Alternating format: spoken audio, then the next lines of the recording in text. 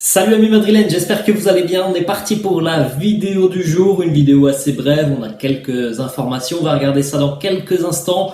Vous le voyez juste à côté de moi les amis, on approche de la barre des 31 000 abonnés sur la chaîne. Merci à vous tous, vous êtes très nombreux à me suivre quotidiennement et pourtant il y en a beaucoup qui ne sont pas abonnés, qui regardent les vidéos quotidiennement. Donc n'hésitez pas les amis à vous abonner, ça ne coûte absolument rien pour vous, ça vous permet d'avoir une petite notification quand une vidéo est publiée sur la chaîne et pour moi en revanche c'est très important pour voir encore la chaîne évoluer. Nous, on va démarrer les amis avec ces informations et ces dates notamment côté merengue sur la reprise de l'entraînement, les reprises des matchs. Donc vous pouvez le constater dans quelques jours maintenant, c'est pas très loin. Le 7 juillet, le Real Madrid reprendra la route de l'entraînement. Alors ça sera évidemment une partie du groupe merengue qui sera de retour.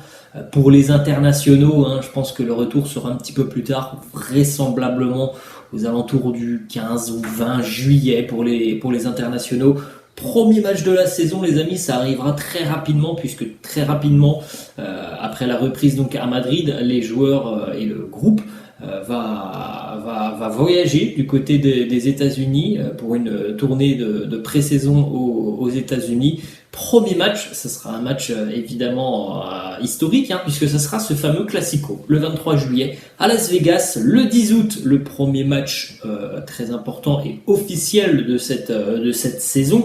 Le 10 août, ce sera la Super Coupe d'Europe, le Real qui affrontera donc l'Eintracht Francfort, vainqueur de l'Europa League, et le week-end du 13 au 14 août, début de la Liga. On jette un coup d'œil, les amis, de une des quotidiens madrilènes, le quotidien AS qui fait sa une sur Thibaut Courtois, qui profite de ses vacances. Thibaut Courtois avec sa compagne. Thibaut Courtois est le numéro uno. Voilà la une du quotidien AS, selon le célèbre site Transfermarkt. Thibaut Courtois est le gardien avec la plus forte valeur marchande sur le mercato et en moyenne Thibaut Courtois arrête 4 frappes sur 5 qu'il subit, donc c'est évidemment là aussi un prétendant au trophée Yashin qui récompense le meilleur gardien. Quelques stats sur Thibaut Courtois. Il est le gardien qui a effectué le plus d'arrêts cette saison dans les 5 grands championnats européens. 160 arrêts réalisés par Thibaut Courtois devant Vicario, David De Gea, Kevin Trapp. Il est aussi le troisième ayant réalisé le plus de clean sheet après Alisson et Ederson.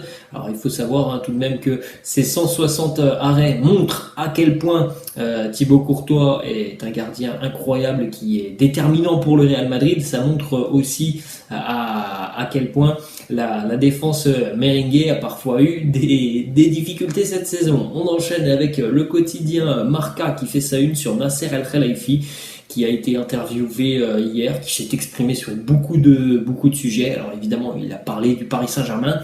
Il a aussi été questionné sur le Real Madrid, la Ligue des Champions, la Super League, Kylian Mbappé. Voilà la une du quotidien Marca, Nasser El-Khelaifi qui nous dit le Real Madrid offrait beaucoup plus à Mbappé que nous. Alors voilà ce que nous dit donc Nasser. On dit que Mbappé est resté pour l'argent, mais le Real lui offrait bien plus que nous. Ils étaient prêts à mettre 170 millions d'euros l'été dernier et à réinvestir cet argent cette année alors qu'il était libre. Voilà les chiffres avancés par Nasser Al-Khelaifi. Vous en faites ce que vous voulez. D'autres déclats de Nasser Al-Khelaifi, on l'a bien compris évidemment, mais on le savait déjà, qu'il y a beaucoup d'animosité entre le Paris Saint-Germain et le Real et inversement, et il y a beaucoup aussi de frustration dans les paroles de Nasser envers le Real Madrid. Nasser qui nous dit: la Super League est morte, mais le Real Madrid, c'est très étrange. Il gagne la Ligue des Champions et il l'a faite pendant des jours, mais il n'aime pas y jouer. Alors vous le savez les amis, oui, Florentino Pérez a voulu que le Real Madrid participe à la Super League. Alors visiblement pour Nasser Al-Khelaifi, c'est inconcevable que le Real Madrid puisse continuer à participer à la Ligue des Champions et aux compétitions de l'UEFA. Dernière déclaration de Nasser, celle-là encore, elle montre à quel point il était très frustré, notamment par le scénario de ce match entre le Real et le Paris Saint-Germain. Nasser qui nous dit la remontada du Real au Bernabéu,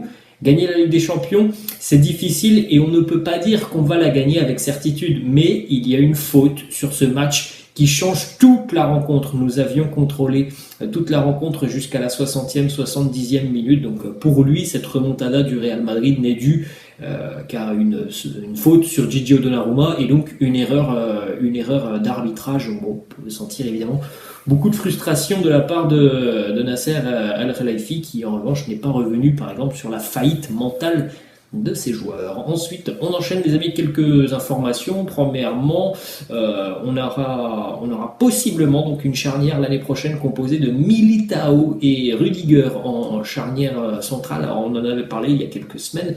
Il y a beaucoup d'options maintenant défensivement pour le Real Madrid. Alors selon quelques sources, rien d'officiel évidemment comme d'habitude à l'heure actuelle, selon quelques sources, ce serait pour le moment cette charnière qui serait évoquée côté madrilène, Militao, Rudiger, donc ce qui pourrait nous laisser penser que David Alaba soit utilisé sur le côté gauche, peut-être en alternance avec Ferland Mendy, puis après ça serait encore une autre question en ce qui concerne notamment Nacho et Dani Carvajal. Ensuite, on a une petite information qui concerne Borja Mayoral. Borja Mayoral, il espère conclure un accord avec Retafe. Pour le moment, aucune urgence pour lui. Le joueur veut jouer, il cherche de la confiance.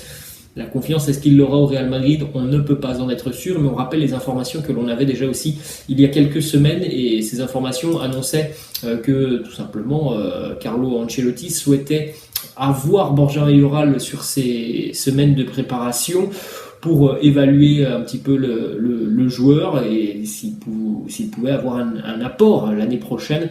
Alors du côté de Borja Mayoral, on envisage plutôt tout de même de rester du côté de Retafe. Autre information, et c'est une information importante puisque là il s'agit vraisemblablement d'un départ.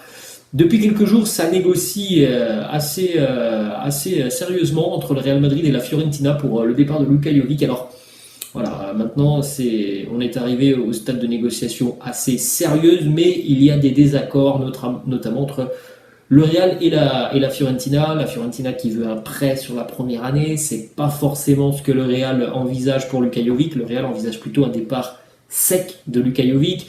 Alors la Fiorentina demande un prêt, demande aussi que le Real prenne entre 40 et 50% du salaire du joueur. Donc voilà, c'est un petit peu compliqué.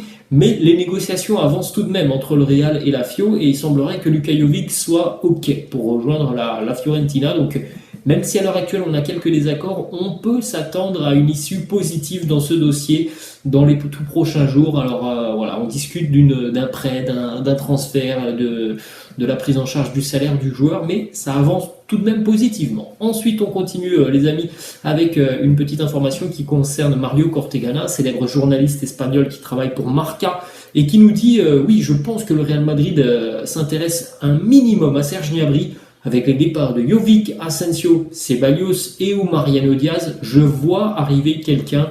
Alors on en a parlé de nombreuses reprises sur la chaîne les amis. Dès lors qu'on parle du poste d'ailier ou de numéro 9, mais plutôt le poste d'ailier en ce qui concerne surtout le poste d'ailier droit, on en a parlé notamment dans de nombreuses FAQ. Je suis du même avis que Mario Cortegana. Si on a des départs notamment en attaque, oui, il y aura peut-être une arrivée. Bon, si on n'a pas de départ, ça semble être hypothétique d'imaginer le Real aller chercher Serge Gnabry. Et on va terminer les amis avec cette déclaration de Roberto Carlos, légende du Real Madrid, légende de la sélection brésilienne. Et Roberto Carlos, il voit en Vinicius un futur ballon d'or. D'ailleurs, du côté du Real, on est assez unanime là-dessus et on pense que Vinicius va remporter dans les prochaines années le Ballon d'Or. Laissez-moi en commentaire les amis si vous êtes du même avis que Roberto Carlos. Est-ce que pour vous Vinicius a le profil d'un futur Ballon d'Or? Voilà les amis, la fin de cette vidéo. J'espère que ça vous a plu. N'hésitez pas comme d'habitude à lâcher un petit pouce bleu. N'hésitez pas non plus à vous abonner à la chaîne. Moi je vous laisse et je vous dis à demain. Ciao.